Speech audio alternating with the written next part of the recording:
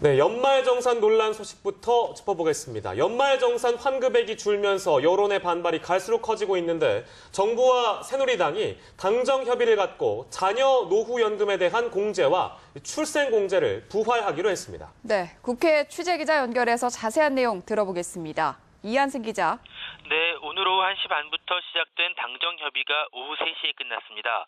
주요 내용을 보면 다자녀 가구의 경우 세액 부담이 일부 증가될 수 있다는 점을 감안해 자녀 세액 공제의 경우 1인당 15만 원, 3인 이상 22만 원의 수준을 상향 조정했습니다.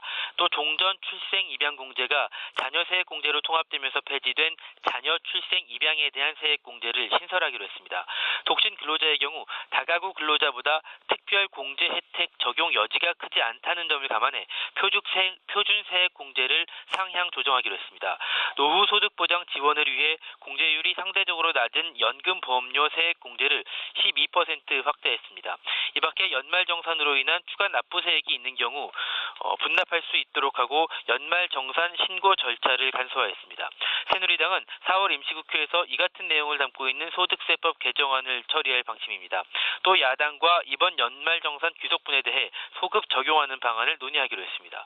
오늘 당정협의회는 새누리당 이완구 원내대표와 주호영 정책위 의장, 새누리당 기획재정위 의원 등과 최경환 경제부총리 겸 기획재정부 장관 등이 참석했습니다.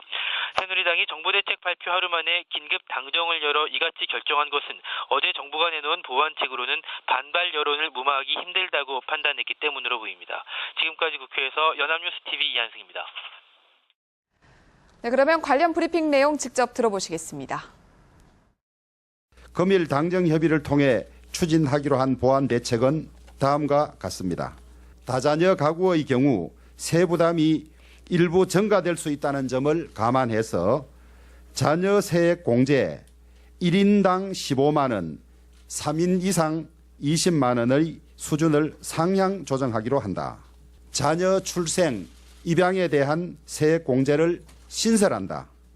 셋째로 독신 근로자의 경우 다가구 근로자보다 특별공제 혜택 적용 여지가 크지 않은 점을 감안해서 표준세액 공제 12만 원을 상향 조정한다. 넷째로 국민들의 노후 생활 보장을 지원하기 위해서 공제율이 상대적으로 낮은 연금보험료 세액 공제 12%를 확대한다. 마지막으로 연말정산으로 인한 추가 납부 세액이 있는 경우 분납할 수 있도록 허용하고 연말정산 신고 절차를 간소화하기로 한다.